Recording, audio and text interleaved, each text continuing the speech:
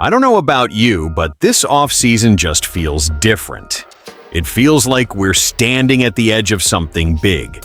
Like the front office knows this roster is close, but also knows it's not close enough. And when you look back at how last season went, the inconsistency, the injuries, the missed opportunities, you can't help but feel that something has to change. We've got money to spend. We don't have a ton of massive free agents walking out the door. And yet, there are some clear holes that held this team back in a way we're just not used to seeing. And what's being floated right now, it's bold, it's emotional.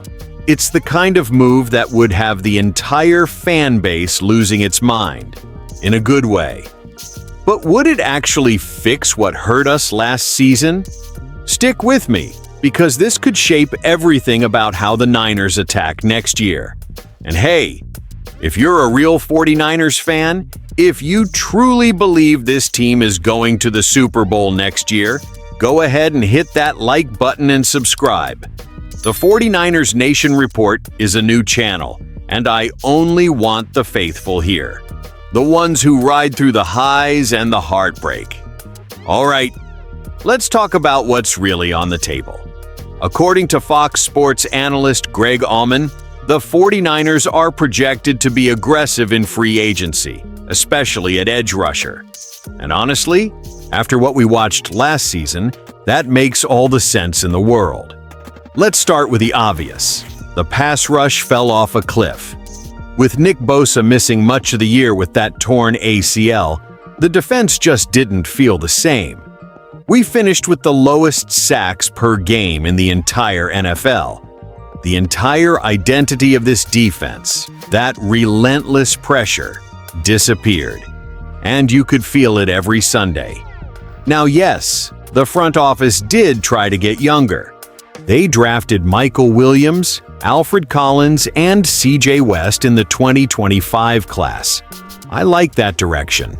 I really do. But rookies don't always change everything overnight. Sometimes you need a proven veteran who can come in and tilt the field immediately. That's where one name gets interesting. Arnold Ebiketie from the Atlanta Falcons. Ebiketie had 6 sacks in back-to-back seasons before dropping to just 2 this past year. On paper, that looks like a step back. But here's the part that matters. He still posted a 16.8% pass rush win rate according to PFF. That tells me the production might not match the disruption. And at 27 years old, there's upside there. Auman suggested a 1-year deal in the $6 to $8 million range. That's a prove-it contract. Low risk, high motivation, and considering he's familiar with defensive coordinator Raheem Morris from Atlanta, that connection makes it even more realistic. But then, there's the emotional one. The reunion that would absolutely break the internet. What if the 49ers brought in Joey Bosa? Yeah, that Joey Bosa. Last offseason, the Niners tried. He ended up taking a 1-year, $12.6 million deal with the Buffalo Bills instead.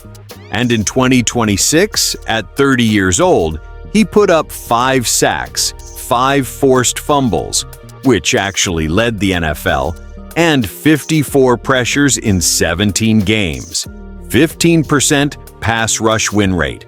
The health is always the question. It always is with him. But tell me you wouldn't feel something watching the Bosa brothers line up on opposite edges in red and gold. That's juice. That's attitude. That's identity. Now, switching to the other side of the ball, because we can't ignore it, wide receiver was a mess last season. No one topped 650 yards. Jawan Jennings ended up leading the team in yards. Kendrick Bourne was technically the number 2 option behind him in yardage. Ricky Pearsall dealt with injuries and only played 9 games. Demarcus Robinson didn't have the impact we expected when he signed. That's not 49ers football, that's not explosive, that's not threatening. Auman actually predicts we re-sign Jennings. And I get why. Over the last 2 seasons, he's caught 15 touchdowns. But here's the part that makes you think. He had 643 yards this year on 90 targets, ranking 55th among NFL receivers in yards per target. And if he's asking for more than $20 million per year, that's a serious cap decision, especially if the team moves on from Brandon Ayuk, who missed 2025 recovering from that major knee injury. So here's where I land as a fan. Edge rusher feels urgent, especially if Yetur Gross-Matos isn't part of the long-term plan. We need pressure. We need that defense to feel feared again. Whether it's Ebiketie on a bounce-back deal, Joey Bosa for the storybook reunion, or even interior veteran help next to those young 2025 draftees, something has to happen. At receiver, I want explosiveness. I want a deep threat.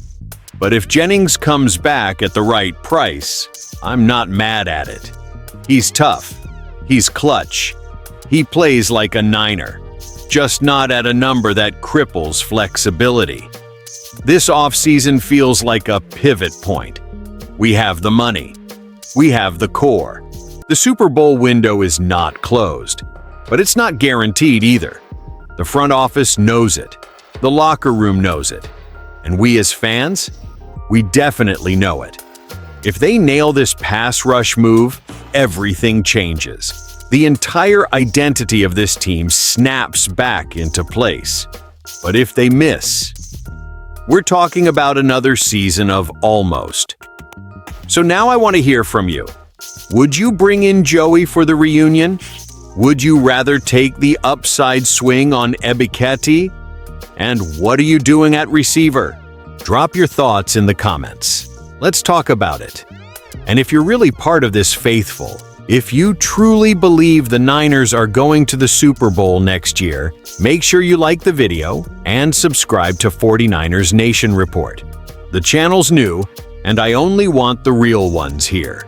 The fans who feel every snap like it's personal.